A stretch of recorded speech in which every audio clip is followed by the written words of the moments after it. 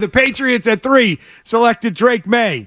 He's going to be here today. He's going to be at Gillette Stadium. He's going to get on that, field and take a photo with the jersey and all of it. Boy Capella will be down there on the ground sources taking pictures, getting sound. He's going to size him up, see how big he is. Break out the duct tape to put over Jones on the back of that Pats jersey and just write Maye on it. Should he wear 10? Yes. He's always worn 10. You let the kid, and I've seen people on Twitter or X or whatever the F you want to call it. Well, number 1's available, number 15. No. I think 18. No, the kid's worn 10. You're used to it. You let him wear 10. And it's going to erase the memory of Mac Jones. That's what it's going to do. Except when he throws pick 6. I'm kidding. They stuck at 3 and they made the pick. They probably really, in retrospect now, as you look at how the draft played out, and I said it to you last night, it's good they made the pick at 3 and took a quarterback. Because if they did trade back, which I wanted them to do, the guy I wanted wouldn't be there at 12. No. Wouldn't be there at 13. 6 quarterbacks went to the top 12. Can we give them credit for knowing? I think you could give them credit, yeah, for I do. I'm going to give them credit. For listening to the messages, and I know Elliot said there's a lot of BS that was being slung, and I think if you know what you could decipher of what's BS and what's true, and like Belichick said, 12 hours before the draft, you start understanding where things line up. Elliot let it out of the bag last night. We knew for weeks what the Commanders were going to do it too. I sat down with him 2 days ago. He told me, you never know. You're not sure. So they're playing the game too. But yeah, I mean, if that's the top 3 guy that they wanted and everybody else came off the board, then they got it. They nailed it. Now, we're not going to know for a while if they nailed the right guy, right? Got to get out there, got to play. But it looks good. They got a quarterback. They got a quarterback, and they got a quarterback where they wanted him. Because if they would have traded out in that 11-23 scenario with the Vikings or maybe somebody else like the Raiders, and you're sitting there at 15 or 18, you're screwed. You're talking Spencer Rattler, who I did not want. Yeah, I mean, we don't know if Maye's going to be good, but we do know that this team had conviction when it came to the pick, and they evaluated their guy. They took their guy at 3. They didn't double dip. They didn't trade back. They didn't try to get too cute. They knew who they wanted, and they took him at 3. And yes, that's the easiest thing to do, but the easiest thing was the right thing to do last night. Take Drake Maye at 3. That's what they did. Huge win. Huge win. Credit to Elliott Wolf for making this pick. Credit to not getting too cute. Credit for drafting the guy, even though he may not be ready to play right away. Yeah, I don't think trades would have been too cute. I think like the probably the standard football thing to do is trade and get as many as you can with a team that is struggling, and they are still struggling. OTAs start tomorrow. You still have a tough time filling out an entire offensive lineup. You putting him in there in the center? Are you tomorrow? You putting him under center? I am. If he's the real deal, man, put him under center. You put Mac Jones under center week 1. Now, Mac had months to earn that, though. And I think that's what we have to watch here as the summer progresses. This makes camp.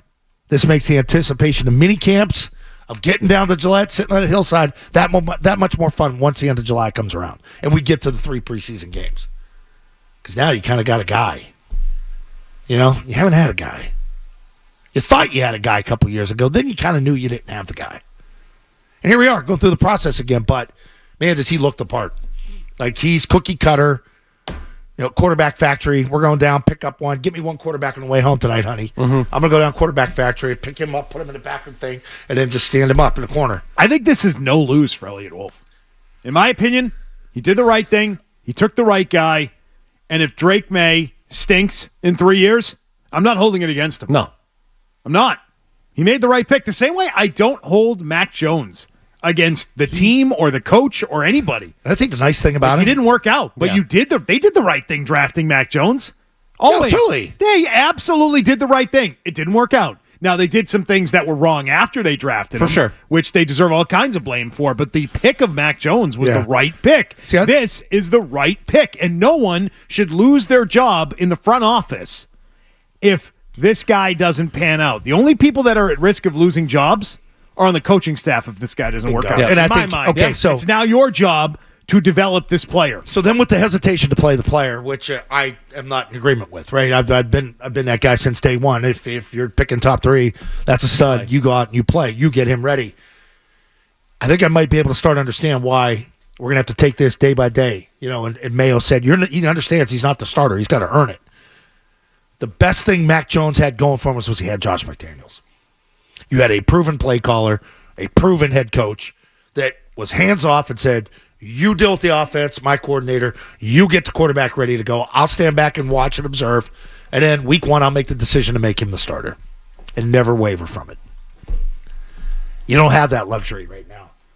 Let's remember, this team, this organization started off-season workouts a week late. Why'd they do that? The staff wasn't up to speed yet. Gerard said, I'm going to get to know the staff more, to work together another week before we bring the guys in. So I think there's a big level of uncertainty. Can McAdoo, can Van Pelt get this kid ready to play? What's the protection's going to be? It's raw, it's young. It's raw and young for everybody.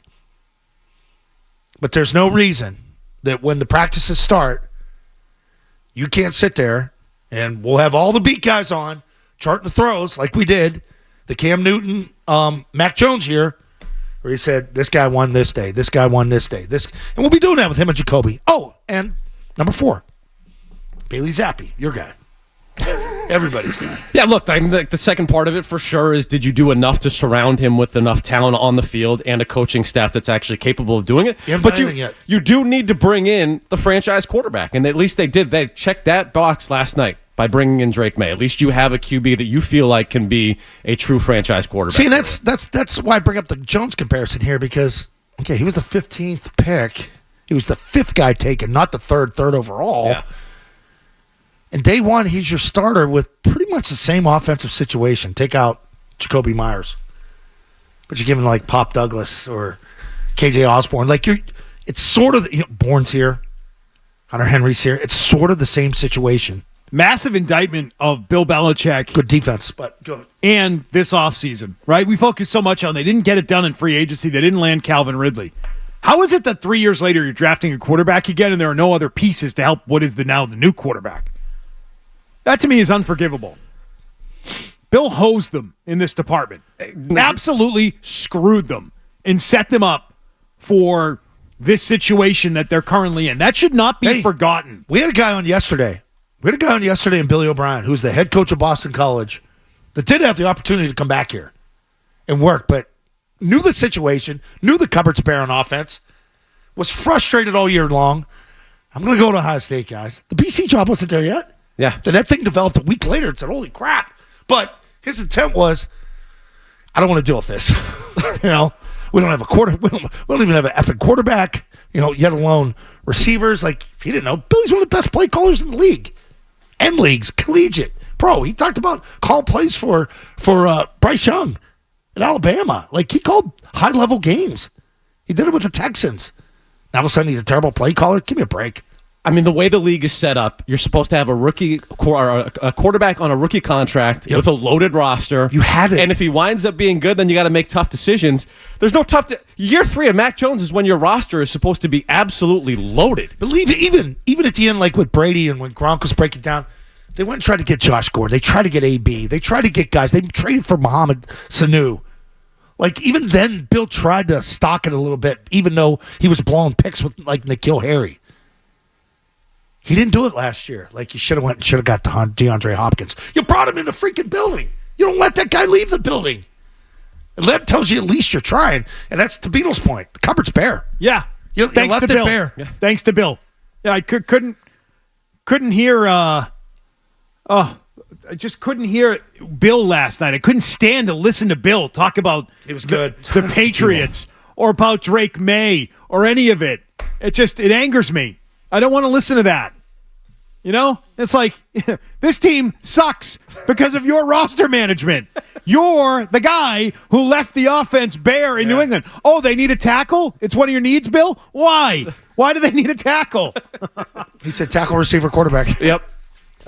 So we've got plenty more to get to, man. I really enjoyed hearing Drake Maye in all of his forms last night. You know what? He's got good energy. I love this kid. It's not fake structured. You're like, Mac Jones, really super excited to get up there and get to work. Really like everything. May. Drake is not what's out up? there. Let's go. Yeah, Drake's not trying to tell you the right thing or trying to sound like he's saying the right thing. He's not thinking too much about it. How we doing? Is good? Hat look good? We ready? He is authentic. He's got a little me in him. I like that. He does. He has a little zo in him. A little nuts. A little zo in this kid. Want to pull it in a little bit.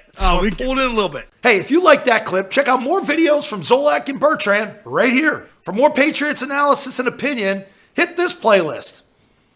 And for all the latest from the Sports Hub, download the app at 985thesportshub.com.